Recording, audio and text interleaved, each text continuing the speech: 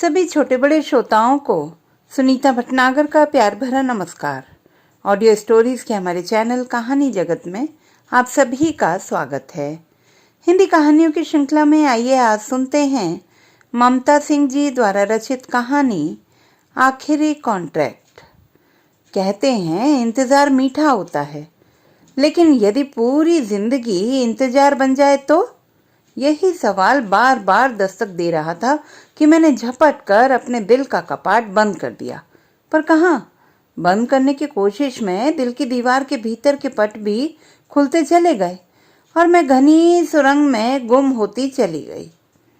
कानपुर शहर की वह आखिरी शाम थी जब मोती झील के सघन बाग की डालियों ने झुककर सलाम किया था। अमलतास के फूलों को सहलाकर उसकी नरमी को अपनी मुट्ठी में समेटकर आगे बढ़ गई थी। सघन पेड़ों के बीच सूखी झील का सारा पानी मेरी आंखों में भर आया था। दोबारा तिबारा बार बार मुड़कर देखा था कि पता नहीं दोबारा कब इस शहर में दाखिल होने को मिलेगा। मम्मी ने आफताब के घर ईद की दावत पर जाते हुए कहा था, उनके यहाँ सिर्फ मुबारकबाद देना, कुछ खाना मत। ये लोग सिवैयों में हड्डी का चूरा मिला देते हैं। केसर या पिसे हुए ड्राई फ्रूट की तरह हड्डियों का चूरा भी इनके यहाँ तैयार रखा रहता है क्या? उस रोज जब मम्मी को यह बात मैंने याद दिलाई तो वह खिलखिला पड़ी थी। मुस्लिम परिवार में दोस्ती तो क्या, हमें उनकी परछाई से भी दूर रखा जाता था। पर फिर भी मम्मी की दाद देनी पड़ेगी। वह खुद को राजी कर अपने उस परिवेश को धता बताते हुए उन्होंने ईश्वर अल्लाह का शेखन करवाया और मुझे आफताब को अपना जीवन साथी बनाने की आज़ादी दे दी। यह दीगर बात है कि हमें उस शहर को अलविदा कहना पड़ा। मैंने घड़ी की ओर देखा। मूवर्स एंड पैकर्स ने टी ब्रेक लिया था। मैंने भी अपनी स्मृतियों से ब्रेक लिया। बेंगलुरु में ठंड कहाँ पड़ती है, इतने सारे गर्म कपड़ों का क्या होगा?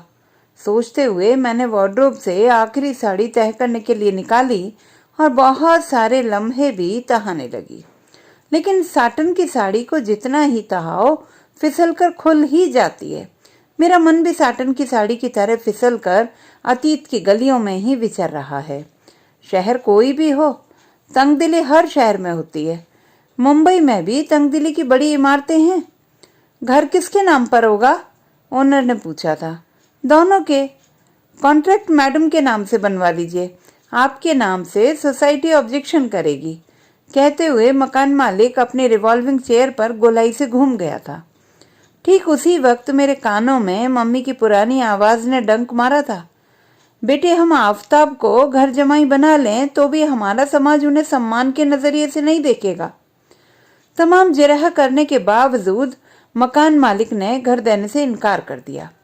मेट्रोपॉलिटन शहर का यह मेरे लिए पहला झटका था। इस महानगर में भीड़ का महासागर पनाह पाता है, पर धर्म और संप्रदाय की कुछ जलकुंभियों ने पूरे सागर के पानी को खारा कर रखा है। जैसे तैसे एक मित्र की मदद से 1 लाख डिपॉजिट और 2 महीने का किराया एडवांस देकर 11 महीने के कॉन्ट्रैक्ट पर हमें अस्थायी मकान मिल गया। उस एक कमरे में ही बेड, अलमारी, ड्रेसिंग, ड्राइंग रूम के सामान को ठूंस ठूंस कर सजा दिया गया था। फिर शुरू हुई मकान की असली तलाश। वह झमाझम बारिश का भीगा दिन था। मैं और आफताब बाइक पर सवार होकर स्टेट एजेंट के पीछे पीछे मीरा रोड भाईंदर से लेकर बोरीवली, कांदीवली, मलाड, मालवनी तक के चक्कर काट आए। उस रोज हमने 10 से 15 घर देखे, जिनमें से सिर्फ एक ही मकान में धर्म की दीवार नहीं थी। बकौल ब्रोकर मकान मालिक धर्मनिरपेक्ष है और मीटिंग करने को तैयार है। 2 BHK का एक आयताकार घर। दीवारें सीलन से मरियल पीली थीं। हॉल के नीचे की दीवारों से पपड़ी झड़ रही थी। बाएं और बाथरूम, उसी के सामने रसोई और लगा हुआ जरा सा गलियारा। फिर सीढ़ी चढ़ो तो मास्टर बेडरूम और छोटा बेडरूम, एक तरह का अजायब घर। छोटा कमरा बंद था, जिसका हैंडल घुमाया तो चूं चर्र की आवाज हुई। साथ ही एक कन खजूरा इटलाता हुआ दीवार की ओर चढ़ने लगा। मेरे मुंह से निकली आवाज को चालाक ब्रोकर नजरअंदाज करता हुआ बोला, व्यू देखो, मस्त है। उसने वॉल साइज विंडो खोल दिया। खिड़की खुलते ही सघन पेड़ की डालियां जो कांच से सटकर मुड़ी हुई थीं, वे खिड़की के भीतर हर हराकर घुस आईं और लहराने लगी, जैसे उन्हें खुला आकाश मिल गया हो। मैंने उन पत्तियों को छूकर सहलाया तो एक बुलबुल जो बगल की डाली पर बैठी थी फुर्र से उड़ गई। मैं सोचने लगी, यह चिड़िया ना नमाज पढ़ती होगी, ना पूजा करती होगी, ना ही प्रेयर। फिर इसका नाम रखना हो तो क्या रखा जाए? अगर इन चीजों में धर्म का बंटवारा हो जाए तो इनका तो उड़ना भी दूभर हो जाए। कैसे पता चलेगा कि आसमान का कौन सा इलाका किस मजहब का है? पेंटिंग का एक कोट मारोगे तो घर सॉलिड झक्कास हो जाएगा। इधर डिपॉजिट का भी लफड़ा नहीं है, सिर्फ 2 साल का किराया एक साथ देना होगा और टेंशन फ्री। ब्रोकर की आवाज मेरे कानों में झन्न से बजी थी। इस सीलन भरे दड़बे में रहने से बेहतर है कि हम मालवनी साइड गणेश नगर के मुस्लिम इलाके में रहें। मैं बुदबुदाई थी। उधर आपके नाम का लफड़ा होगा बेन। मैंने कई मुसलमान भाई को गणेश नगर में घर दिलाया है। उन लोगों की सुबह भोंपू पर अजान से होती है। आपको जमेगा बेन? अपना आफताब भाई तो एकदम क्लीन अपुन का माफिक है। वो लोग आपको विदाउट बुर्का एक्सेप्ट करेगा? कहते हुए ब्रोकर ने फाफड़ा जलेबी की प्लेट हमारी ओर सरका दी। कहीं उसके हाथ आया शिकार चंगुल से छूट ना जाए, इस गरज से वह हमें पटा रहा था। मेरी आंखों के आगे गणेश नगर का वह इलाका घूम गया जहां गलियों के बीचों बीच कुकड़ों कू करती मुर्गियां फुदकती रहती हैं।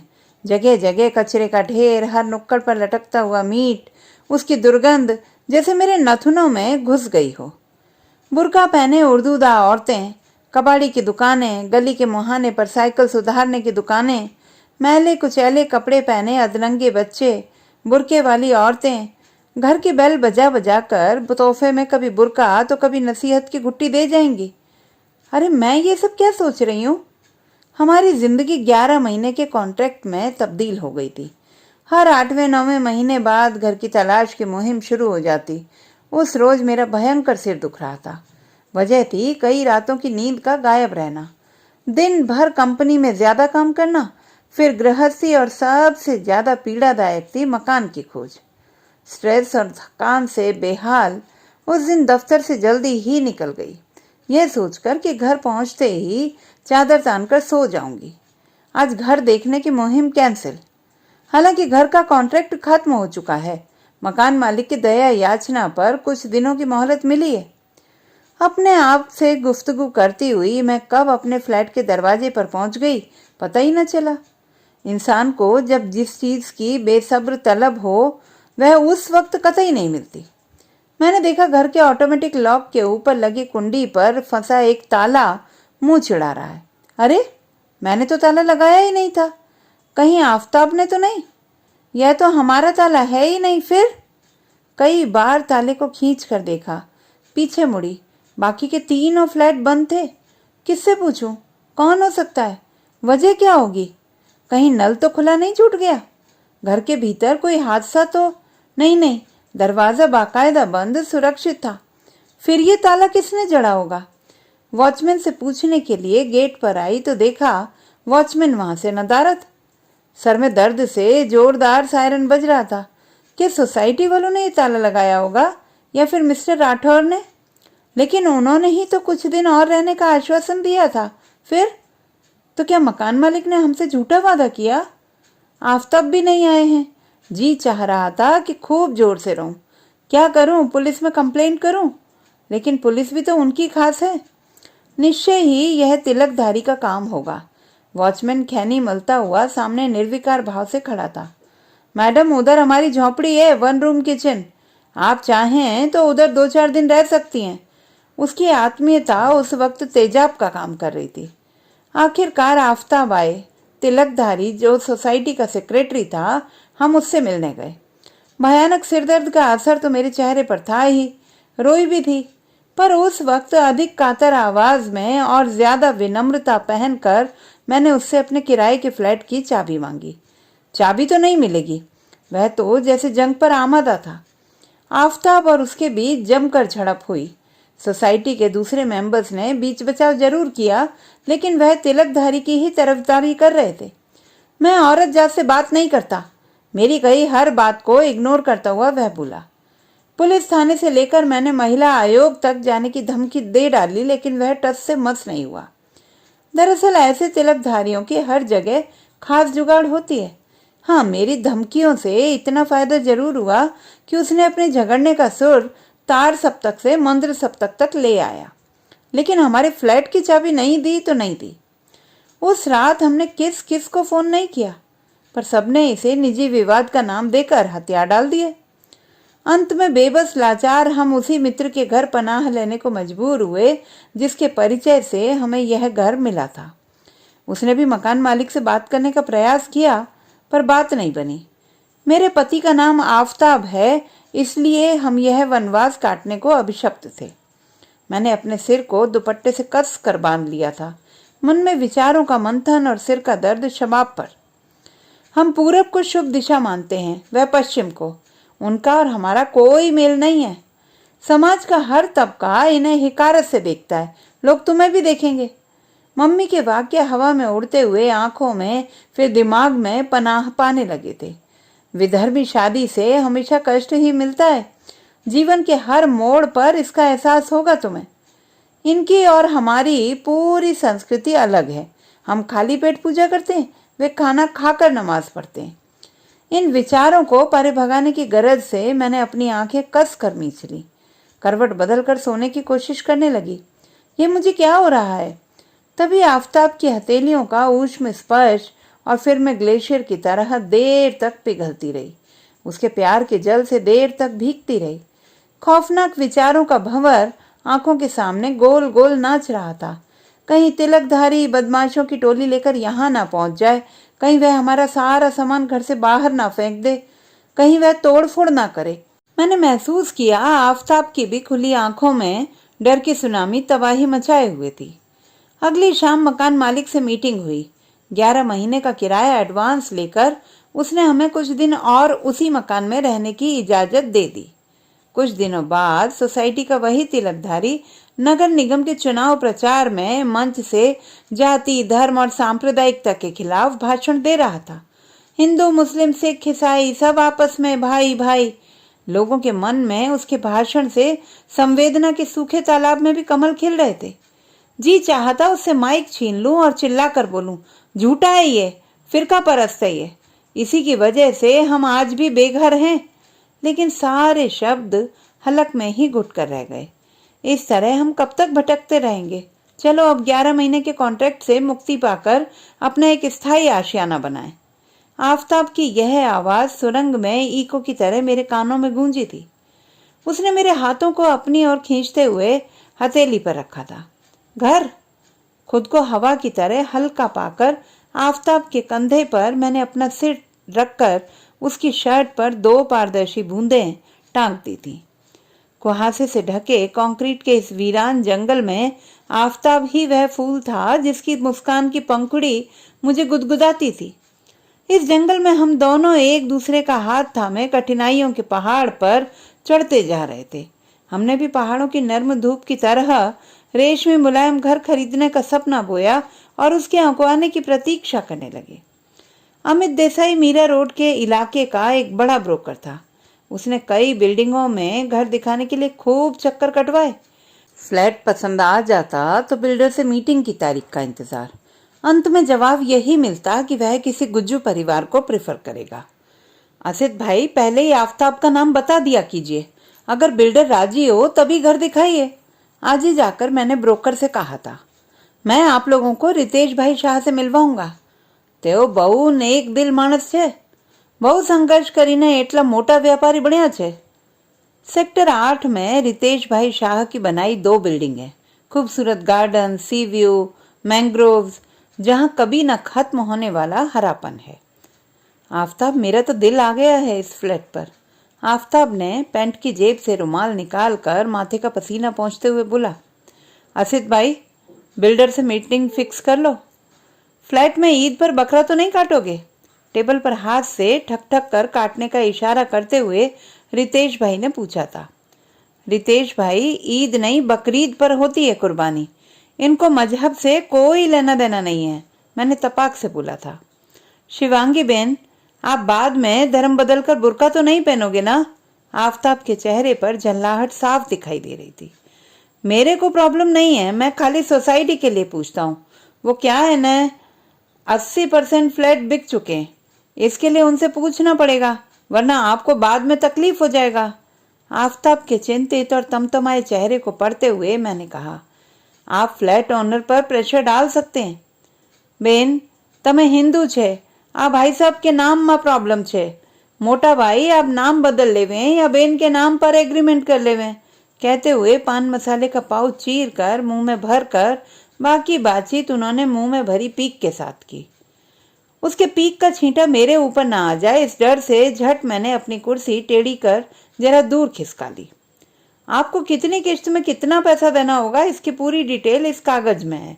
आप अभी 5 लाख टोकन मनी दे दो। पेंसिल से लिखे हुए हिसाब का कागज थमाते हुए रितेश भाई शाह बोले। बजट देखकर हम दोनों को जैसे बिजली का शॉक लगाओ, लेकिन फिर फंड और लोन की एलिजिबिलिटी याद करके थोड़ी आश्वस्ति हुई। आधी रात के सन्नाटे में जब झिंगुरों का समूह गान सुनाई दे रहा था, शुक्ल पक्ष की चटक चांदनी जंगले से छन छन कर टुकड़े टुकड़े बिखर कर झिलमिल कर रही थी, तभी नींद सपनों की उंगली थाम मुझे उस जगह ले गई जहां वासंती फूलों की घाटी में फूलों के झुरमुटों के बीच सुंदर सी झोपड़ी थी। झोपड़ी के पीछे बहता हुआ झरना, झरने पर पड़ती चांदनी की परछाई को शिशु की मानिंद पकड़ने की मेरी कोशिश, पेड़ों की कतार के बीच हैमक से बाहर आने की कोशिश की और खूबसूरत नजारों को आंखों में कैद करने के लिए आंखें कस के मिचमिचाई। तभी एक क्रूर मच्छर ने डंक मारा और हड़बड़ाकर मैं उठ बैठी। हवा के झिंगोले से मैं धम्म से गिर पड़ी। ख्वाबों की नायाब दुनिया तबाह हो गई। आफताब, बिल्डर ने टोकन मनी की रसीद नहीं दी है, कहीं वह मुकर गया तो? इतना बड़ा बिल्डर, उसके लिए छोटी मोटी रकम है, सो जाओ। कहते हुए आफताब खर्राटे बढ़ने लगे।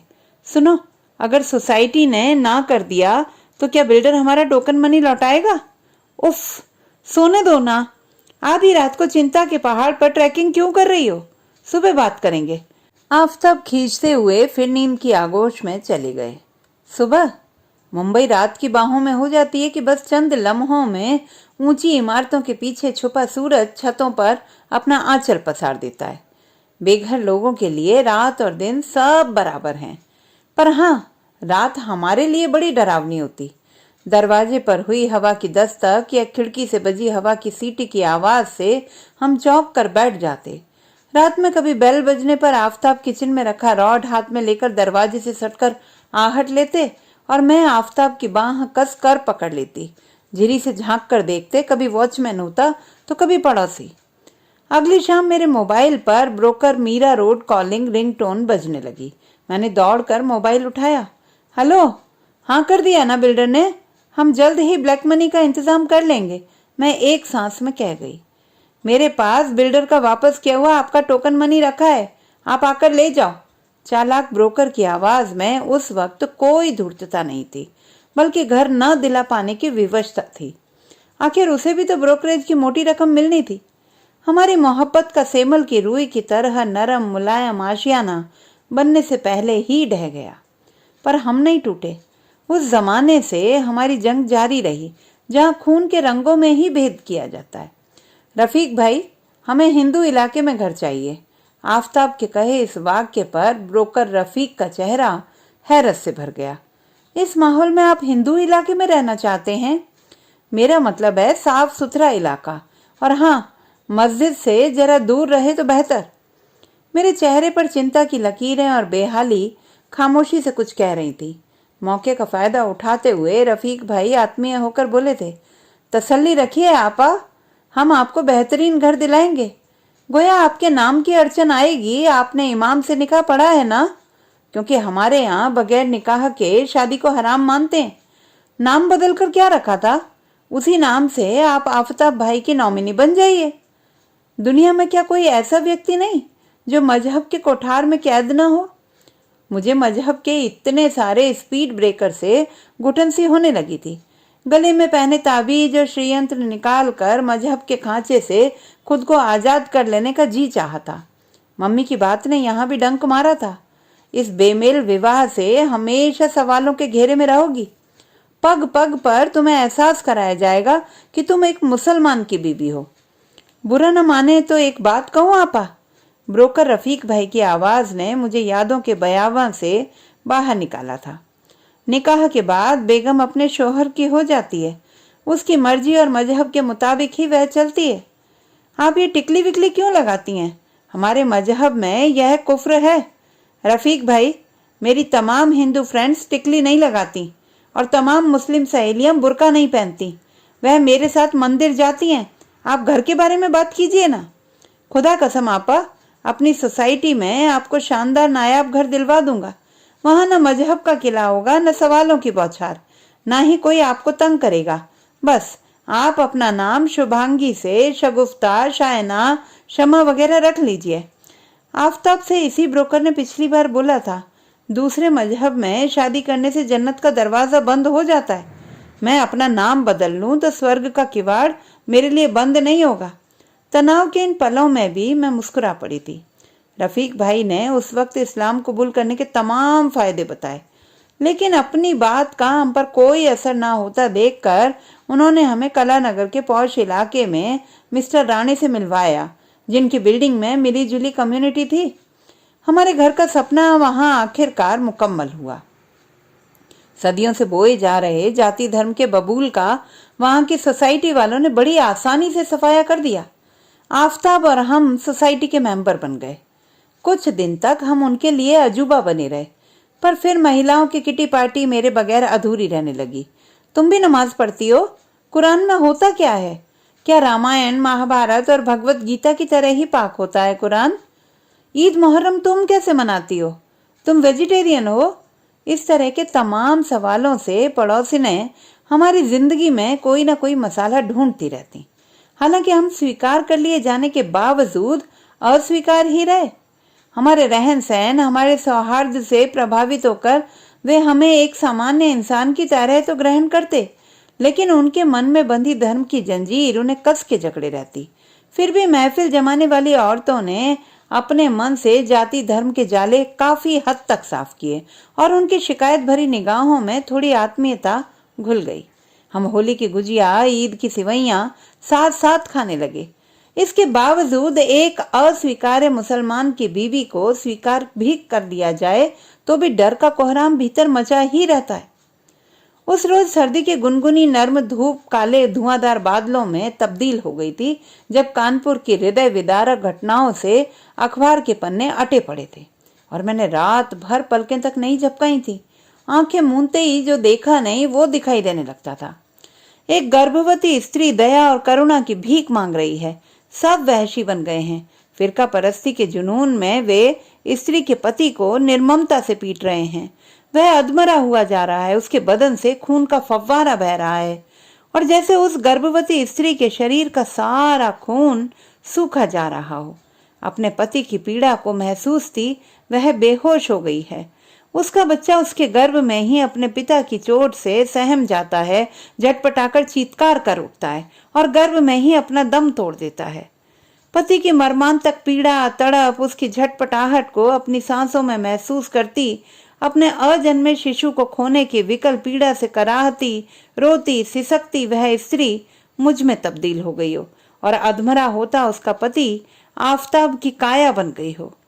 मेरे भीतर से जोरदार चीख निकली, लेकिन घुट कर कलेजे के भीतर ही दब गई। मैं पसीने पसीने थी। आफताब ने मेरे बालों में उंगलियों से कंघी फिराई, मुझे पानी पिलाया। मैं कसकर उसके सीने से चिपट गई। वे कहीं यहाँ तो नहीं आ जाएंगे ना? उन्हें कहीं तुम्हारा नाम ना पता चल जाए। शुभांगी, कुछ नहीं होगा। यह घटना कानपुर के गांव में घटित हुई है। बेफिक्र रहो, यहाँ कुछ नहीं होगा। क्यों? बहरामपाड़ा में, भिवंडी और ठाणे में जो आग दहकी वह? मैंने सुबकते हुए कहा। कानपुर जैसे तमाम इलाकों की आग महानगर में भी धू धू करने लगी थी। उस रात 25 या 30 लोगों का हुजूम ऊंची आवाज में नारे लगाते हुए सड़क पार कर रहा था। आफताब वॉल साइज विंडो का पर्दा जरा सा सरका कर सांस रोके उन्हें देख रहे थे। मैंने पहली बार आफताब को आसमान की ओर उंगली उठाकर कुछ कहते हुए देखा था। रसोई में मर्तबान में शीर खुरमा आदि रखकर पहली बार फातिहा पढ़ते देखा था। उन्होंने अमन चैन के लिए फातिहा पढ़ी होगी। मैंने मन ही मन दुर्गा माता से निवेदन किया, हे देवी माता, अल्लाह के रसूल से कहकर आफताब की दुआ जरूर कबूल करवा देना। पर खुशामद पसंद अल्लाह और भगवान भी उन्हीं की सुनते हैं जो उनकी नियमित रूप से इबादत और प्रार्थना करते हों। केसरिया पोशाक वालों का हुजूम कई दिनों तक अपनी एकता और भाईचारे के डंके पीटता रहा। कई दिनों तक वे ऊंची आवाज में कुछ बोलते हुए हमारे घरों के सामने से गुजरते रहे। धीरे धीरे उनकी आवाजें मध्यम पड़ जाती, पर मेरे कानों में वो सब साएं साएं बजता रहता। उनके शोर में बस इतना ही समझ में आता, गौ मांस का हम बदला लेंगे, इस इलाके में सिर्फ हमारे घर होंगे, सारे बूचड़ खाने जला दो, यह हमारा देश है, यहाँ सिर्फ हम रहेंगे। उन्हीं दिनों एक रात मैं घर लौट रही थी। ऑटो रुका। भारी जाम के बीच सामने से उनका काफिला झंडे लहराता हुआ चला आ रहा था। उफ! वे लाठियों से वार करके दुकानें बंद करवा रहे थे। उनके खौफ से लोग बाग तितर बितर होकर घरों में और दुकानों के भीतर पनाह ले रहे थे। मेरे माथे पर पसीने की बूंदें चुहचुहा आईं। झुलसती गर्मी में भी हाथ बर्फ हो गए। ऐसा लगने लगा कि वो सारे लोग मुझे पहचानते हैं, आफताब को जानते हैं। बस अभी वे आएंगे, मेरे बैग की तलाशी लेंगे, मेरे पति का नाम पूछेंगे और फिर उफ! मैंने भगवान, खुदा, जीसस क्राइस्ट सबको पुकार लगाई। अगल बगल देखा तो इक्का दुक्का ही वाहन थे, लोग बहुत कम थे। मेरी धड़कन राजधानी एक्सप्रेस के इंजन की तरह शोर कर रही थी। अपना फोन मैंने झटपट म्यूट कर पर्स में छुपा लिया, कहीं ऐन वक्त पर आफताब कॉलिंग न दिख जाए उन्हें। माथे पर पसीना पहुंचने के लिए हाथ फिराया तो याद आया, आज ही वेस्टर्न ड्रेस पहना है, आज ही बिंदी नहीं लगाई, जो आज भी अपने देश की संस्कृति का विशेष प्रतीक है। फटाफट अपने पर्स से एक बिंदी का पत्ता निकाला और जल्दी से अपने माथे पर बड़ी सी बिंदी चिपका ली। लिपस्टिक से अपनी मांग पर सिंदूर की रेखा भी खींच ली। यह सब मैंने बड़ी सतर्कता से किया कि कहीं वह ऐसा सब करते मुझे देख ना लें और उन्हें संदेह ना हो जाए कि मैं एक मुसलमान की पत्नी हूँ। पिछले दंगों में ऐसा ही तो हुआ था। अपने बचाव के लिए मुस्लिम महिलाएं भी माथे पर टिकली लगाकर घर से बाहर निकलती थी, लेकिन पुरुषों के पैंट, छी छी, ये कैसी बातें मैं याद कर रही हूँ। उन्हें क्या पता कि मैं कौन हूँ और मेरा पति कौन है। उस दंगे के बाद बहुत समय तक मुस्लिम इलाके से गुजरते हुए हिंदू औरतें अपने बचाव के लिए बुर्का पहनकर जाती। धीरे धीरे उनका काफिला शोर करता हुआ, नारे लगाता हुआ आगे निकल गया और घर पहुंचकर मैंने आफताब को उस रोज घर से बाहर ही नहीं निकलने दिया था। बांद्रा और कलानगर के बीच में ही बहरामपाड़ा पड़ता था। वहां से गुजरते हुए मन में दहशत होती। मोटर पार्ट की दुकानें, ऑटो के गैराज, बेकरी, सैलून, चाय और पान की टपरियां, उन दुकानों में तैनात लंबी दाढ़ी वाले मौलाना नुमा दुकानदार जिन्हें देखकर ही मन खौफजदा हो जाता। उन गलियों में तेज आवाज में बजती हुई कव्वालियां, गली नुमा तंग सड़क और दुकानों के बीच से गुजरते हुए अक्सर ही वो हादसा याद आ जाता जो शालू के पति के साथ हुआ था। बताते हुए उसके आंसू ही नहीं थमते थे। उसका पति टाटा कंपनी में वसूली का काम करता था। बार बार पैसे मांगने पर भी दाढ़े वाले व्यक्तियों का गिरोह गाड़ी की रकम वापस नहीं कर रहा था। एक दिन आपस में कुछ कहा सुनी हुई और उन्होंने मिलकर शालू के पति के पैरों में, सर में रॉड फंसा कर मारा। अधमरा कर उसे झाड़ियों में फेंक आए थे। कोई फरिश्ता उधर से गुजर रहा था, उसने कराहने की आवाज सुनी, फौरन अस्पताल पहुंचाया और उसकी जान बचाई। दुकानों में होती खटर पटर से छेनी काटने की आवाज मात्र से डर लगता कि वही रॉड बस मेरे सिर पर अभी गिर जाएगी।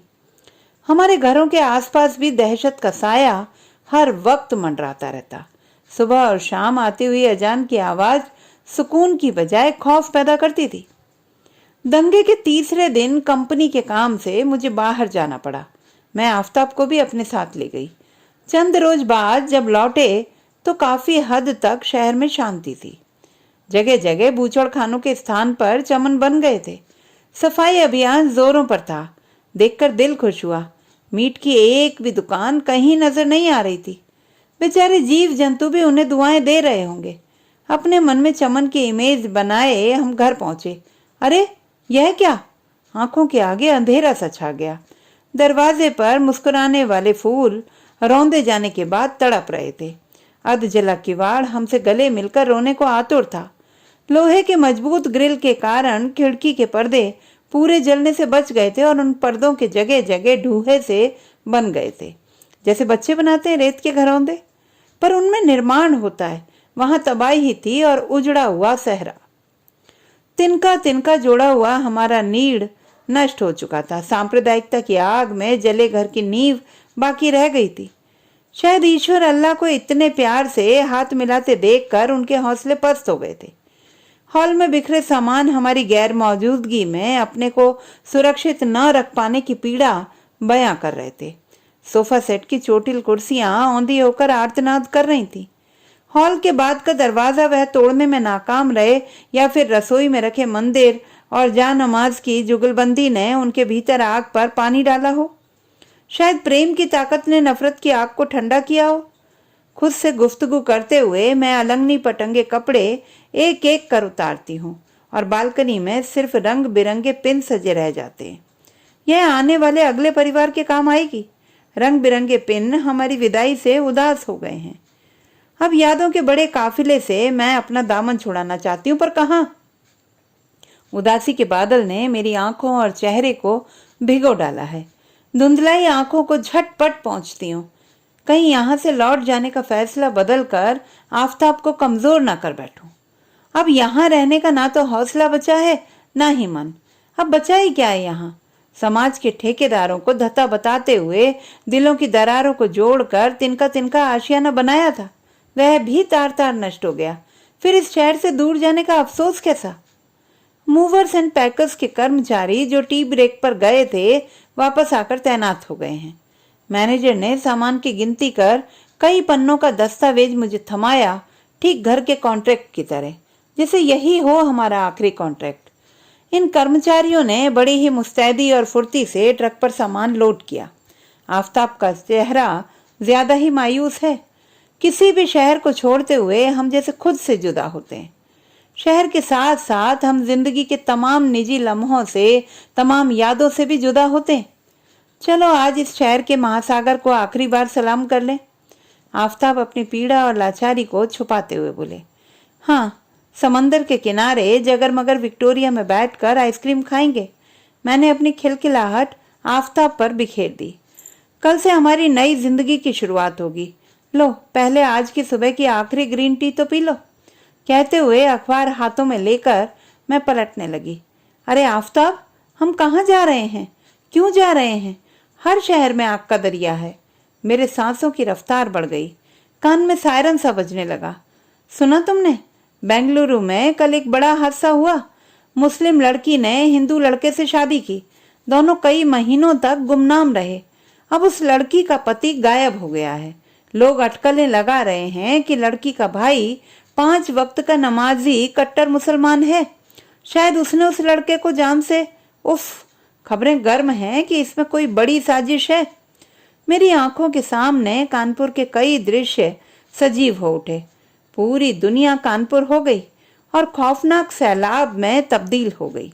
आंखों के आगे तिलकधारी, रितेश भाई शाह, ब्रोकर, हुजूम वाले, वे लोग झिलमिलाने लगे। 3 तलाक पर औरतों को फतवा जारी करने वाले मुफ्ती और इमाम की शक्लें चस्पा हो गईं, जिन्होंने उस प्रेमी जोड़े के लिए हदीस के लॉ के कुछ पन्ने बदल दिए थे। इस बात की कल्पना से मेरी सांसों की लय में उदास वायलिन बजने लगा, जैसे त्रिशूल और काबा दोनों धरती से उठकर हवा में तैरते हुए आपस में टकरा रहे हों। इन्हें बचाने के लिए ना कोई सुदर्शन चक्र बचा है, ना ही मक्का मदीना। धरती की सारी नदियों में लाल रंग घुल गया है जो तबाह कर देगा, और वो लाल पानी का सैलाब मेरी आंखों से बहने लगा है। फिर चारों ओर घोर अंधकार। ठीक उसी वक्त आफताब की आवाज में रोशनी की एक लकीर चमकी। डरो मत शुभांगी, बचा है समंदर, जिसका पानी खूनी लाल नहीं हुआ है। उसमें हम घोलेंगे प्यार का गुलाबी रंग। तो दोस्तों, ये थी हमारी आज की कहानी। आपको कैसी लगी कमेंट बॉक्स में लिखना ना भूलें। चैनल को सब्सक्राइब करें, लाइक करें और मित्रों के साथ शेयर करें।